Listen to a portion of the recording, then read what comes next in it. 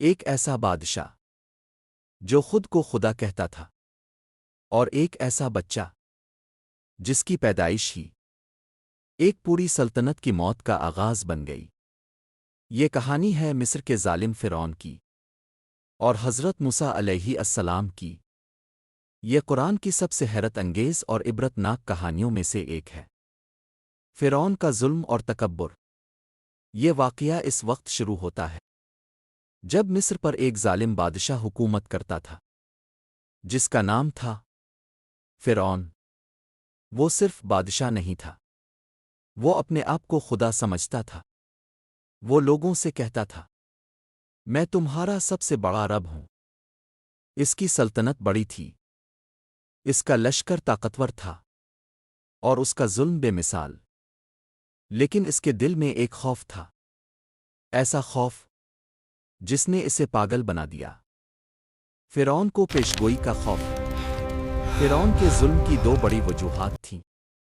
پہلی وجہ نجومیوں کی پیشگوئی۔ فرعون کے نجومیوں نے اسے بتایا کہ بنی اسرائیل میں ایک بچہ پیدا ہوگا اور وہ بچہ فرعون کی حکومت کا خاتمہ کر دے گا۔ یہ سن کر فرعون کے چہرے کا رنگ اڑ گیا۔ اسے لگا جیسے اس کی سلطنت کی دیواریں ہلنے لگیں۔ دوسری وجہ انبیاء کی بشارت۔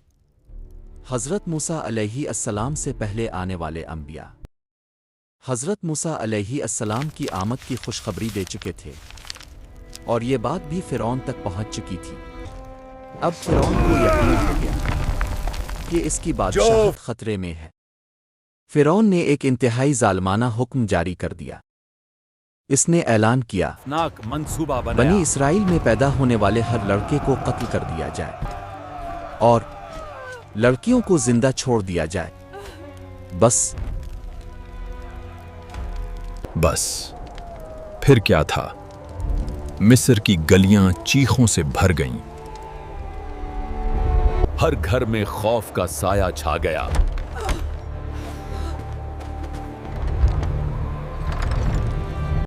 کچھ مفسرین کے مطابق اس ظلم میں بنی اسرائیل کے 90,000 بچے قتل کیے گئے۔ یہ ایک قتل عام تھا، ایسا قتل عام جو تاریخ میں ہمیشہ یاد رکھا جائے گا۔ حضرت موسیٰ علیہ السلام کی ولادت۔ اسی خوفناک ماحول میں بنی اسرائیل کے ایک گھر میں ایک بچے کی پیدائش ہوئی۔ یہ بچہ کوئی عام بچہ نہیں تھا، یہ بچہ تھا حضرت موسیٰ علیہ السلام۔ حضرت موسیٰ علیہ السلام کی والدہ اپنے بچے کو دیکھ کر کانپ اٹھی۔ ایک دن اللہ نے حضرت موسیٰ علیہ السلام کی والدہ کے دل میں ایک خاص الہام فرمایا۔ انہوں نے اپنے ننھے بچے کو ایک صندوق میں رکھا اور آنکھوں میں آنسو لیے اس صندوق کو دریا میں بہا دیا۔ اللہ کے حکم سے وہ صندوق بہتے بہتے فرعون کے محل کے قریب جا لگا۔ محل کے لوگ صندوق اٹھا کر اندر لے آئے۔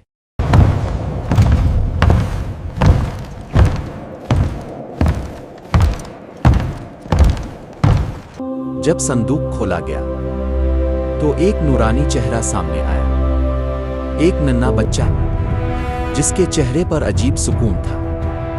فرعون نے بچے کو دیکھا اور فوراً غصے سے بولا، یہ بنی اسرائیل کا بچہ ہے، اسے قتل کر دو۔ لیکن اسی وقت فرعون کی بیوی آسیہ بنت مزاحم آگے بڑھی۔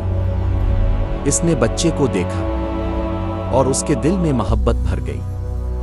وہ رو پڑی اور فرعون سے کہا، یہ بچہ میرے اور تیرے لیے آنکھوں کی ٹھنڈک ہوگا، اسے قتل نہ کرو، شاید یہ ہمیں فائدہ دے، ہم اسے بیٹا بنا لیں۔ فرعون خاموش ہو گیا، اور یوں اللہ نے حضرت موسیٰ علیہ السلام کو فرعون کے قتل سے بچا لیا کہ حضرت موسیٰ علیہ السلام کسی عورت کا دودھ نہیں پی رہے تھے۔ محل میں کئی عورتیں بلائی گئیں، لیکن بچہ دودھ نہیں پیتا تھا۔ فرعون کے محل میں پریشانی پھیل گئی۔ اسی وقت حضرت موسیٰ علیہ السلام کی بہن दूर से यह सब देख रही थी। अल्लाह ने इसे हिम्मत दी। वो आगे बढ़ी और बोली, क्या मैं तुम्हें ऐसी औरत बताऊं जो इस बच्चे की अच्छी परवरिश करे? उन्हें उनकी हकीकी माँ के पास ले गई। जैसे ही माँ ने बच्चे को गोद में लिया, बच्चे ने फौरन दूध पी लिया। ये अल्लाह की कुदरत थी। फिरौन के महल वालों ने फैसला किया कि ये औरत महल में आकर बच्चे को दूध पिलाए, लेकिन अल्लाह ने ऐसा इंतज़ाम किया कि हज़रत मूसा अलैहिस्सलाम अपनी हकीकी माँ के पास वापस आ गए। यूं अल्लाह ने अपना वदा पूरा किया। हज़रत मूसा अलैहिस्सलाम जवान हुए। वो ताकतवर भी थे और नेक दिल भी कि एक क़िब्ती शख्स एक बनी इसराइली पर जुल्म कर रहा है। हज़रत मूसा अलैहिस्सलाम ने इसे रोकने की कोशिश की। वो क़िब्ती ज़मीन पर गिरा और मर गया। हज़रत मूसा अलैहिस्सलाम घबरा गए और फौरन कहा, यह शैतान का काम था। लेकिन यह खबर फ़िरौन के दरबार तक पहुंच गई। फ़िरौन ने हुक्म दे दिया, मूसा को कत्ल कर दो। अब हज़रत मूसा अलैहिस्सलाम के पास एक ही रास्ता था, मिस्र छोड़ना। भूखे, प्यासे और खौफ में मुब्तला मिस्र से निकले और मदीन की तरफ चल पड़े। मदीन पहुंचकर उन्होंने एक कुनवे के पास 2 लड़कियों को देखा जो पानी भरने में मुश्किल में थीं। हज़रत मूसा अलैहिस्सलाम ने उनकी मदद की। वो लड़कियां अपने घर गईं और अपने वालिद को बताया। ये वालिद थे हज़रत शुएब अलैहिस्सलाम। हज़रत शुएब अलैहिस्सलाम ने हज़रत मूसा अलैहिस्सलाम को बुलाया। उनकी सच्चाई और अमानत देखकर उन्होंने हज़रत मूसा अलैहिस्सलाम को अपनी खिदमत में रख लिया। फिर हज़रत शुएब अलैहिस्सलाम ने अपनी बेटी सफूरा का निकाह हज़रत मूसा अलैहिस्सलाम से कर दिया और शर्त रखी कि हज़रत मूसा अलैहिस्सलाम कुछ साल खिदमत करेंगे। यूं हज़रत मूसा अलैहिस्सलाम मदीन में रहे। कई साल बाद हज़रत मूसा अलैहिस्सलाम अपने ख़ानदान के साथ मदीन से वापस रवाना हुए। रास्ते में एक सर्द रात थी। अंधेरा था और पहाड़ों में खामोशी थी। अचानक उन्होंने दूर एक आग देखी। वो आग की तरफ बढ़े, लेकिन ये आम आग नहीं थी। ये अल्लाह का नूर था। ये मकाम था कुआं तौर। वहां अल्लाह ने हज़रत मूसा अलैहिस्सलाम से कलाम फरमाया और उन्हें नबुवत अता की। अल्लाह ने हज़रत मूसा अलैहिस्सलाम को 2 बड़े मुजिज़े अता किए। एक असा का सांप बनना। अल्लाह ने फरमाया, अपना असा ज़मीन पर फेंको। पहला मौजज़ा, असा का सांप बन जाना। दूसरा मौजिज़ा, यद बैज़ा, रोशन है। अल्लाह ने हज़रत मूसा अलैहिस्सलाम को हुक्म दिया, फ़िरौन के पास जाओ और इसे अल्लाह की तरफ बुलाओ। अब दोनों भाई फ़िरौन के दरबार में दाखिल हुए। हज़रत मूसा अलैहिस्सलाम ने कहा, हम रब्बुल आलमीन के रसूल हैं, बनी इसराइल को आज़ाद कर दो। फ़िरौन हंसा और गुरूर से बोला, मैं तुम्हारा रब हूं। मूसा, तुम जादूगर हो। जादूगरों का मुकाबला। फ़िरौन ने पूरे मिस्र से माहिर जादूगरों को जमा किया। एक बड़ा मैदान सजाया गया। हज़ारों लोग जमा थे। फ़िरौन तख्त पर बैठा। जादूगर आए। उन्होंने रस्सियां फक दईं और वो सांप बनकर रेंगलने लगे। लोग खौफ से चीख उठे। लेकिन मूसा अलैहिस्सलाम बिल्कुल नहीं घबराए। मूसा अलैहिस्सलाम ने अपना आसा फेंका और उसने सब जादूगर ये को मंजर निगल लिया। देखकर समझ गए, ये जादू नहीं, ये अल्लाह का मौजिज़ा है। वो सब फौरन सजदे में गिर गए और ऐलान किया, हम मूसा और हारून के रब पर ईमान लाए। فرعون آگ بگولا ہو گیا۔ اس نے چیخ کر کہا، تم نے میرے اجازت کے بغیر ایمان کیسے لایا؟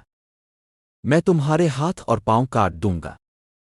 لیکن جادوگر ڈرنے والے نہیں تھے۔ انہوں نے کہا، ہم نے حق کو پہچان لیا ہے۔ فرعون اور اس کی قوم نے ایمان نہ لایا تو اللہ نے ان پر عذاب بھیجنے شروع کیے۔ یہ عذاب ایک کے بعد ایک آئے۔ ایک طوفان، ایک زبردست طوفان آیا۔ گھر گر گئے، کھیت تباہ ہو گئے، لوگ چیخنے لگے۔ فرعون نے حضرت موسیٰ علیہ السلام سے کہا، دعا کرو، اگر عذاب ٹل گیا تو ہم ایمان لے آئیں گے۔ حضرت موسیٰ علیہ السلام نے دعا کی، عذاب ٹل گیا، لیکن فرعون پھر مکر گیا۔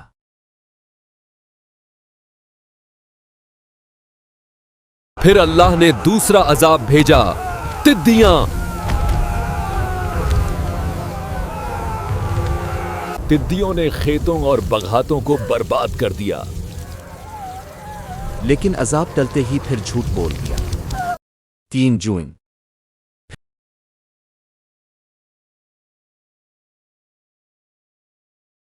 پھر تیسرا عذاب آیا، جوئیں،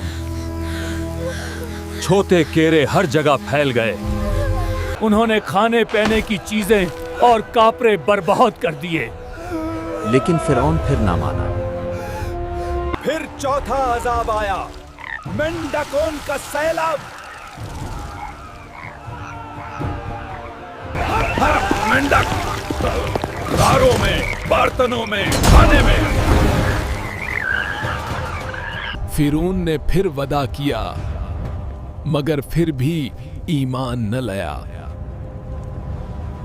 اور پھر سب سے خوفناک عذاب، پانی خون بن گیا، جہاں تک نظر گئی خون ہی خون۔ فرعون پھر گڑ گڑایا، پھر وعدہ کیا، لیکن جیسے ہی عذاب ٹلا وہ پھر پلٹ گیا۔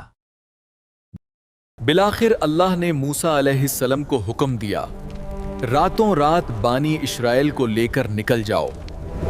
موسیٰ علیہ السلام قوم کو لے کر روانہ ہو گئے۔ فرعون کو خبر ملی، اس نے چیخ کر حکم دیا، فوج نکالو، موسیٰ کو پکڑو۔ فرعون کا لشکر سمندر کی طرح پھیل گیا، گھوڑے، رتھ، ہزاروں سپاہی۔ وہ بنی اسرائیل کے پیچھے دوڑ پڑے۔ بنی اسرائیل آگے بڑھے، اور سامنے تھا بحیرہ احمر، سمندر، پیچھے فرعون کا لشکر۔ بنی اسرائیل گھبرا گئے۔ موسیٰ علیہ السلام نے فرمایا، ہرگز نہیں، میرا رب میرے ساتھ ہے۔ اللہ نے حکم دیا، اپنا عصا سمندر پر مارو۔ موسیٰ علیہ السلام نے عصا مارا اور سمندر پھٹ گیا۔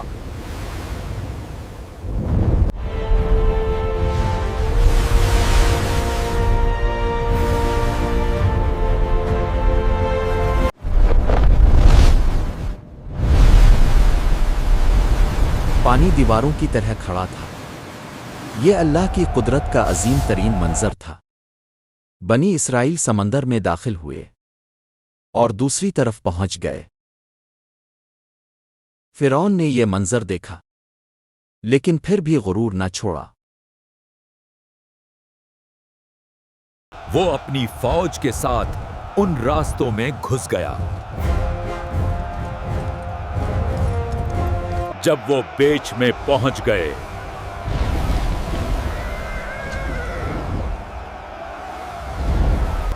جب وہ بیچ میں پہنچے، اللہ کا حکم آیا اور سمندر اپنی اصلی حالت میں واپس آ گیا۔ پانی کی دیواریں گر پڑیں۔ فرعون، اس کا لشکر، اس کے گھوڑے، سب چیختے رہے اور سب کے سب غرق ہو گئے۔ جب فرعون ڈوبنے لگا تو اس نے آخری لمحے کہا، میں ایمان لاتا ہوں، لیکن بہت دیر ہو چکی تھی، یہ ایمان قبول نہ ہوا۔ अल्लाह ने फरमाया, कुरान में फरमाया गया, आज हम तेरी लाश को बचा लेंगे। आका तो अपने बाद वालों के लिए इबरत बने। ये आयत सूरा यूनस की आयत नंबर 92 है। और मूसा अलैहिस्सलाम अल्लाह के हुक्म से कामयाब हो गए। फिरौन मिट्टी बन गया और अल्लाह का नबी सरफराज हो और गया। यही वजह है कि फिरौन की लाश आज भी महफूज है, मिस्र में मौजूद है और दुनिया भर के लोगों के लिए एक जिंदा इबरत है। ये कहानी हमें बताती है कि ताकत, दौलत, लश्कर, महल्लात कुछ भी इंसान को नहीं बचा सकते। जब अल्लाह का फैसला आ जाए।